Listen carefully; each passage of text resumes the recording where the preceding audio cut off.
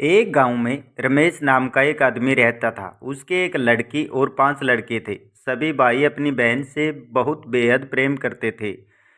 वे सभी अपनी बहन का चेहरा देखे बिना खाना भी नहीं खाते थे। कभी कभी बहन गुस्से में हो जाती तो उसको मनाने के लिए उसके आगे पीछे घूमते रहते और उसको मना लेते। धीरे धीरे वह बड़ी हो गई। जब रमेश की बेटी विवाह योग्य हो गई तो उसका विवाह कर दिया।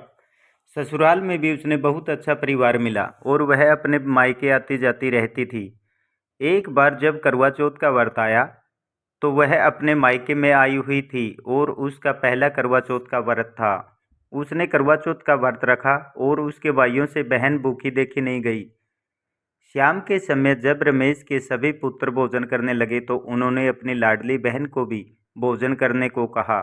बहन ने भाइयों से कहा कि आज उसका करवा चौथ का व्रत है और वह चांद को देखकर ही भोजन करेगी। सभी भाइयों ने बहन को भूख से व्याकुल देखकर सभी भाई नगर के बाहर गए और एक लंबे पेड़ पर चढ़कर उन्होंने चांद की तरह दिखने वाली लाइट जला दी और घर आकर कहने लगे, दीदी चांद निकल आया है।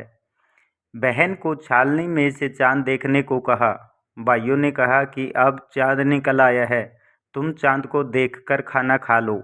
रमेश की बेटी ने अपनी भाभियों को बुलाया और चांद देखकर अर्घ्य देने को कहा कि आप भी चांद को देखकर अर्घ्य देकर भोजन कर ले।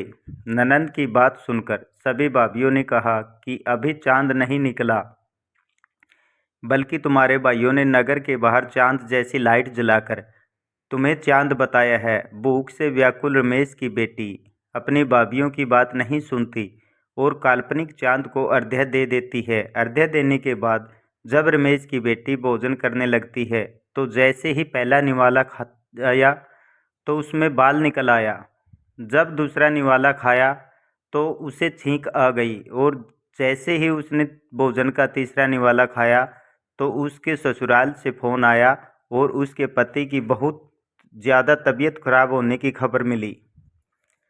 तो वह बहुत बेचैन हो जाती है और थोड़ी देर बाद फिर उसके ससुराल से फ़ोन आया और उसके पति की मृत्यु का समाचार मिला।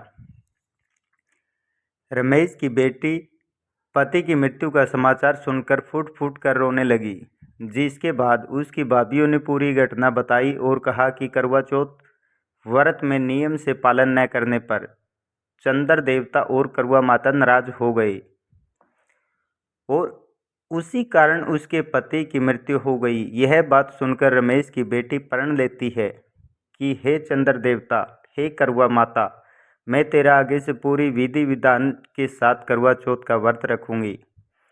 आप मेरे पति के प्राण वापस कर दो। अगर मैं करवा चौथ का व्रत पूरे विधि विधान के साथ नहीं करूं तो आप मेरे पति के प्राण ले लेना।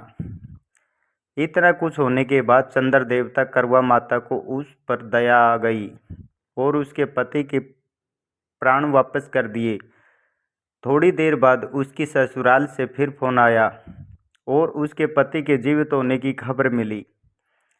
जब रमेश की बेटी बहुत खुश हो जाती है। अगले दिन ही वह अपने ससुराल पहुंच जाती है और अपने ससुराल में खुशी खुशी रहने लग जाती है। कुछ समय बीत जाने के बाद फिर करवा चौथ का व्रत आया और उसने पूरे विधि विधान पूर्वक करवा चौथ का व्रत पूरा किया। इस प्रकार वह अपने पति के साथ खुशी खुशी जीवन जी रही है। यह थी हमारी आज की करवा चौथ की कहानी। अगर आपने अच्छी लगी है तो लाइक, शेयर और सब्सक्राइब करना ना भूलें और कमेंट में जय करवा माता अवश्य लिखें।